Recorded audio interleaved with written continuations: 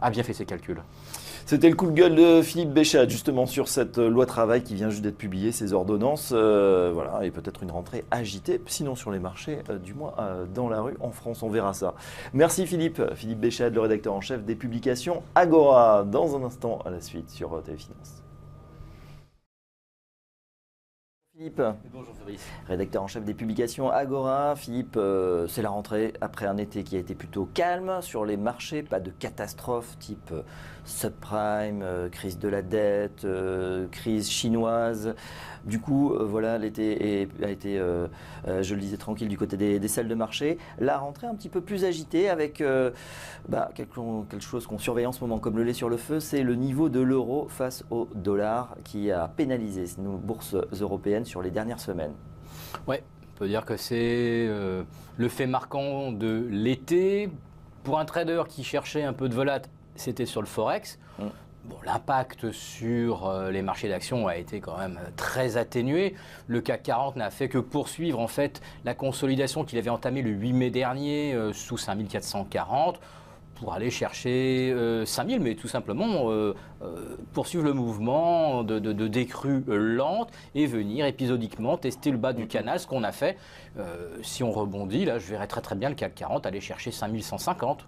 On n'en est plus très loin maintenant. On n'en est plus très loin, effectivement. On a repassé les 5100 points. Vous attendiez quand même à cette consolidation. Vous aviez dit, voilà, c'était allé quand même un peu vite, un peu haut après le ouf de soulagement de l'élection Macron.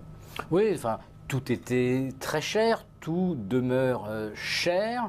Bon, pour un gérant américain, l'été a été positif dans tous les compartiments, puisque vous vous souvenez qu'entre le mois de juin, entre la dernière intervention de Janet Yellen devant le Congrès, affirmant qu'on n'avait peut-être plus besoin de monter les taux tant que cela, on a enchaîné une série de records historiques à Wall Street.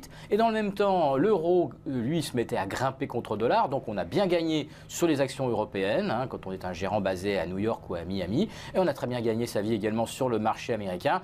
Donc il n'y a que des gérants européens qui peuvent se dire que c'est un petit peu en demi-teinte. Enfin, grosso modo, on ne voit se dessiner aucun véritable mouvement de consolidation. Un gérant, justement, sur le plateau de musée cette semaine, on est quand même à 4-5% de hausse, plus les dividendes à environ 3%. L'année n'est pas quand même catastrophique. Personne n'a prétendu une telle chose. Alors c'est vrai qu'après l'élection d'Emmanuel Macron, on a peut-être pu succomber à une tentation de gourmandise, puisqu'on avait un CAC à plus 10, on y rajoutait les dividendes, on se disait tiens, on est parti peut-être pour une année à 15 ou 20%.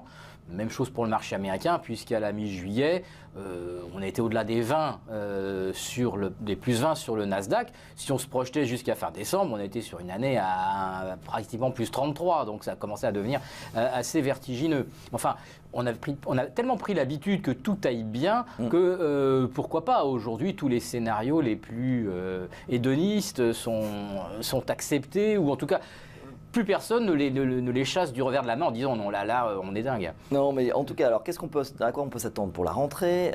C'est vrai qu'on a eu quelques risques, mais qui ont été balayés, risques politiques ou géopolitiques, quelques tensions. Ça n'a pas occasionné des remous de marché. On est plus focalisé aujourd'hui sur justement la politique de Trump et puis toujours les banques centrales. La politique de Trump, là je dois dire qu'il a une chance extraordinaire.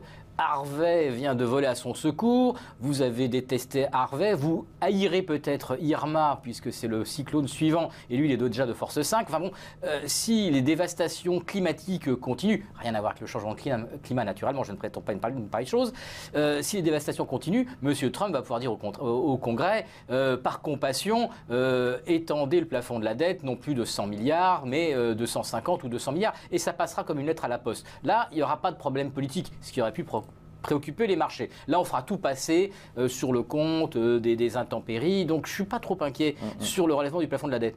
Par contre, on va continuer de créer massivement du dollar.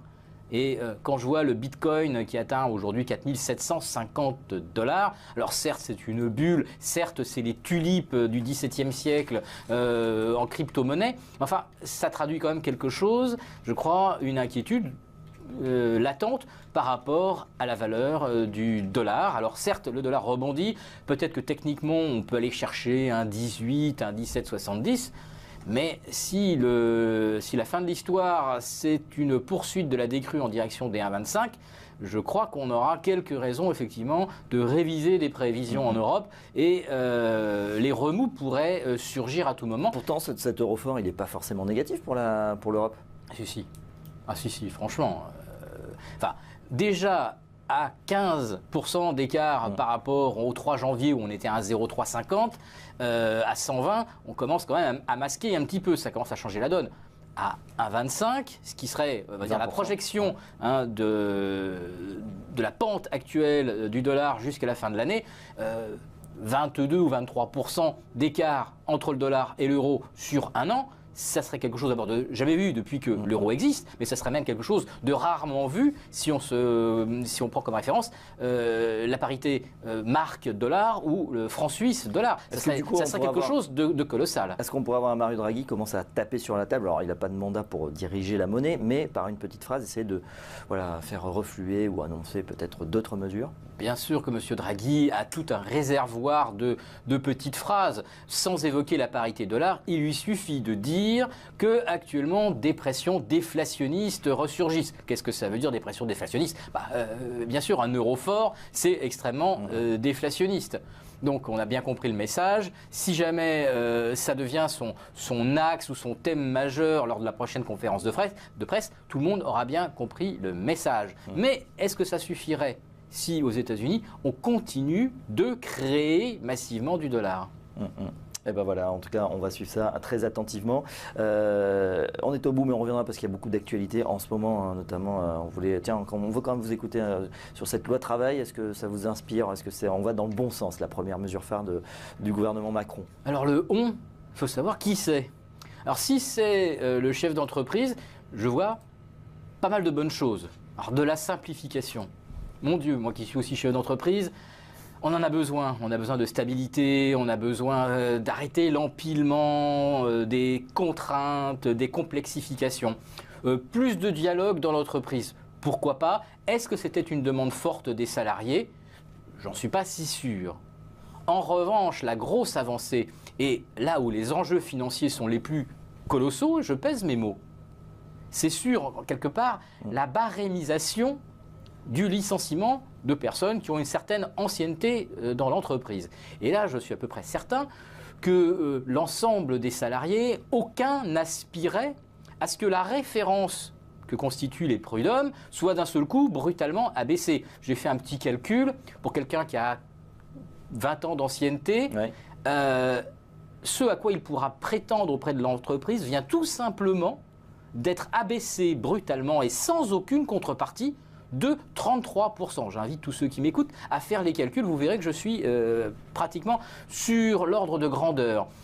Au-delà de 20 ans d'ancienneté, on ne gagne plus un seul mois d'indemnité en cas de départ. Mais c'est un encouragement phénoménal pour les entreprises à se débarrasser de tous les gros salaires, de tous les anciens, etc. etc. sans aucune contrepartie. Donc en fait, pour les salariés, il y a peut-être quelques bons aspects, effectivement, d'être plus impliqués dans les décisions du chef d'entreprise. Mais en fait, impliqués dans les décisions, mais pas en mesure de peser sur ces décisions. Donc, cette loi travail, en fait, sous des dehors et des éléments de langage qui ont l'air de dire « Ah, ben regardez, on a augmenté les indemnisations chômage pour des gens qui auraient peu d'ancienneté. » Ça se joue en termes de centaines d'euros. Je prends un exemple, pour un smicard, au bout de 3 ans, licencié, son indemnité va être augmentée de 500 euros. Pour quelqu'un qui a 20 ans d'ancienneté, qui a atteint un niveau de cadre sub dans une entreprise qui est à 60-70 000 euros par an, la différence en cas de licenciement au bout de 20 ans, c'est pas 500 euros, c'est 50 000. Donc plus 500 d'un côté, moins 50 000 de l'autre, je pense que le gouvernement a bien fait ses calculs. C'était le coup de gueule de Philippe Béchat, justement, sur cette loi travail qui vient juste d'être publiée, ces ordonnances, voilà, et peut-être une rentrée agitée, sinon sur les marchés, du moins dans la rue en France, on verra ça. Merci Philippe Béchat de